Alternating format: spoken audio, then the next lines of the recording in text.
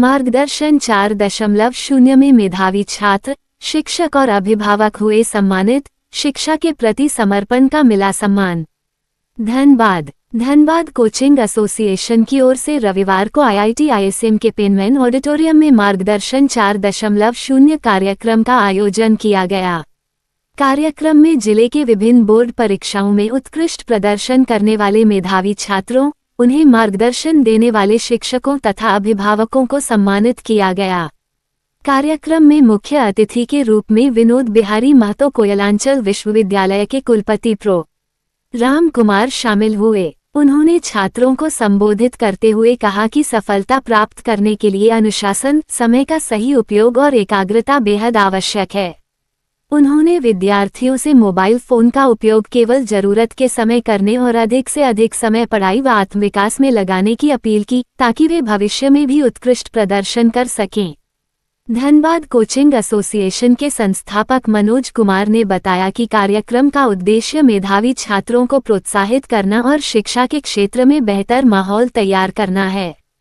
उन्होंने कहा कि छात्रों के साथ साथ उनके शिक्षकों और अभिभावकों को भी सम्मानित किया गया, क्योंकि उनकी मेहनत और मार्गदर्शन से ही विद्यार्थी सफलता हासिल करते हैं।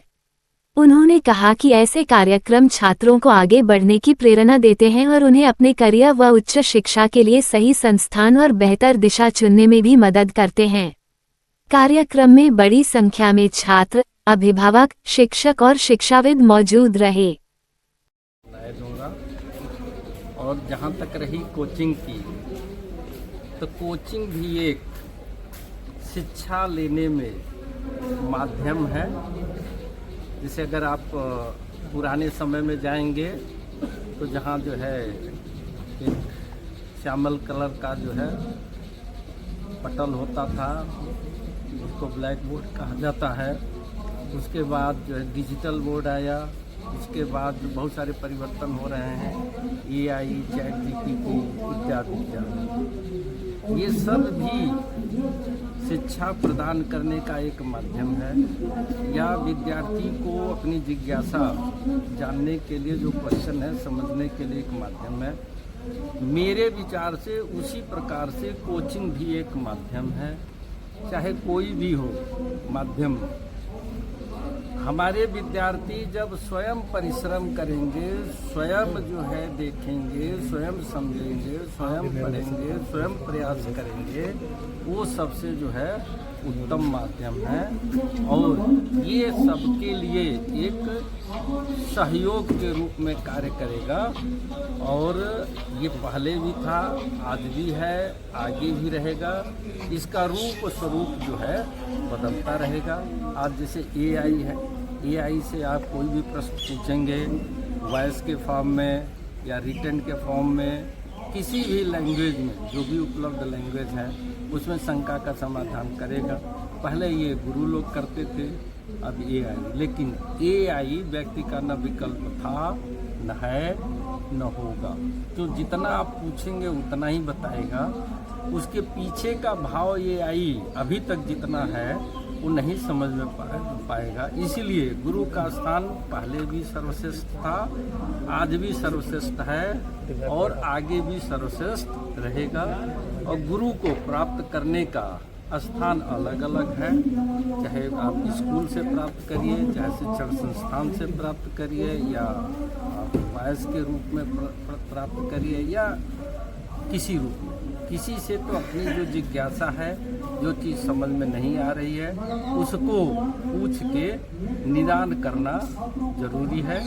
और जैसा बच्चों ने बहुत अच्छी अच्छी बातें बताया है कि एकाग्रचित होके सच्चे मन से ध्यान लगा के सतत प्रयास करते रहेंगे तो सफलता जरूर। मार्गदर्शन कार्यक्रम आयोजन हुआ है, धनबाद कोचिंग एसोसिएशन की तरफ से हुआ है। ये कोरोना की उपज है, और जहां रिजल्ट का मारामारी हो रहा है ना कि हम इतना रिजल्ट दे दिए हैं, तो हमने चैलेंज किया था धनबाद के सारे इंस्टीट्यूशन को, अगर आपने रिजल्ट दिया है तो अपने बच्चों को उस मंच पे खड़ा कीजिए और वहां पे सम्मानित करवाइए, उसके गार्जियन के साथ, शिक्षक के साथ। तब पता चलेगा कि सही रिजल्ट कौन दे रहा है, कौन संस्थान अच्छा रिजल्ट दे रहा है। मार्गदर्शन का मेन उद्देश्य ये है। और जैसा कि पूर्व में भी हमारे जिला के टॉपर रही, सॉरी स्टेट का टॉपर रही है, और धनबाद जिला से फिर इस बार साइंस के टॉपर जो है धनबाद जिला से ही है। तो ये सबसे गौरव की बात है, ये गौरव का क्षण है, क्योंकि उस पोजीशन को बरकरार रखना बहुत ही बड़ी बात होती है और हमारे बच्चे उस पोजीशन को बरकरार रख पा रहे हैं। आगे भी इस तरह का रिजल्ट हो, झारखंड टॉप यहाँ से निकले, नेशनल टॉप यहाँ से निकले, एकदम बिल्कुल उम्मीद करेंगे सर कि नेशनल लेवल पे जाए, और बच्चों को जैसे बहुत सारी यूनिवर्सिटीज को बुलाए हैं हम लोग मार्गदर्शन करने के लिए कि भाई आखिर 12th के बाद किस क्षेत्र में जाए। कोई बच्चे आर्ट्स लेना पसंद करते हैं, कोई बच्चे कॉमर्स लेना पसंद करते हैं, कोई साइंस लेना, कोई टेक्निकल, कोई नॉन टेक्निकल, कोई एनिमेशन, कोई AI की तरफ जाते हैं। तो उसका ये मार्गदर्शन अलग अलग यूनिवर्सिटी के प्रतिनिधि यहाँ पे कर रहे हैं। बच्चों को तो बहुत सहूलियत होगा, आगे भी किस तरीके की सहूलियत के लिए ही बनाया गया, इसका नाम ही मार्गदर्शन है। मार्गदर्शन में क्या क्या गाइडलाइन आप लोगों की तरफ से जाएगा? सारी गाइडलाइंस एजुकेशन से रिलेटेड, क्या करना चाहिए, क्या नहीं करना चाहिए, तुम्हारा जिस फील्ड में इंटरेस्ट है तो उस फील्ड से किस किस तरफ तुम मूव कर सकते हो।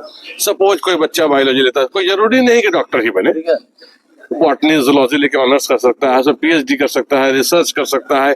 ऑप्टिमिस्ट्री एक ऐसा ब्रांच आया है जो 100% प्लेसमेंट है अभी के दौर में, वो सब जगह। बच्चे 10 प्लस के बाद वो सोचते हैं कि क्या करना है, लेकिन मार्गदर्शन सही से नहीं मिल पाता उनको। Yes, तो क्या एक्स्ट्रा कोचिंग सेंटर इस तरह से कुछ कार्यक्रम करके उन लोगों को बुलाएगी? ये सारे कोचिंग सेंटर का समागम है।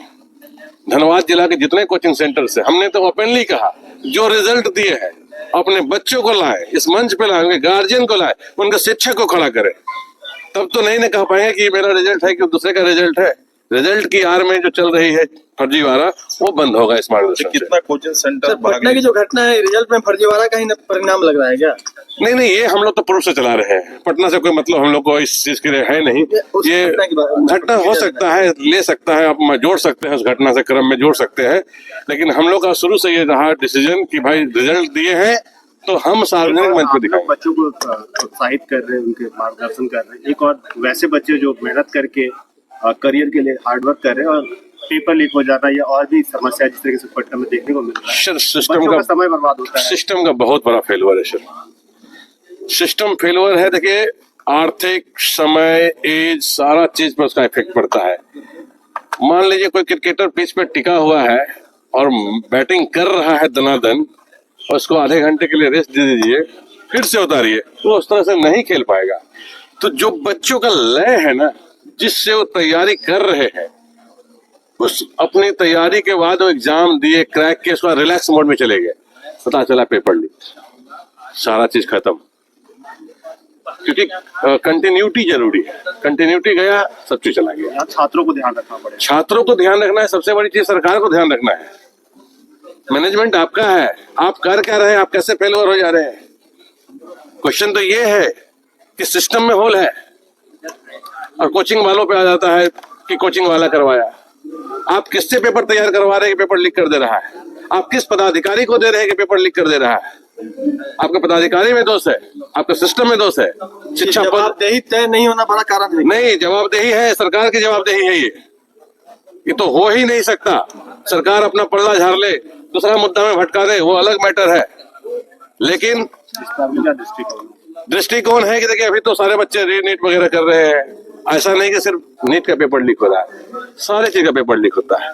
कुछ पता चलता है, कुछ पता नहीं चल पाता है, बस इतना ही है। पकड़ा गए तो आप चोर हैं, और नहीं पकड़ा गए तो हम बहुत ईमानदार व्यक्ति है। अच्छा, यहाँ कितने यहाँ पर टोटल हम लोग जो है 52 कोचिंग्स भाग लिए हुए हैं इसमें, कितने बच्चे हैं? और 52 × 10 520 बच्चे हमारे पास।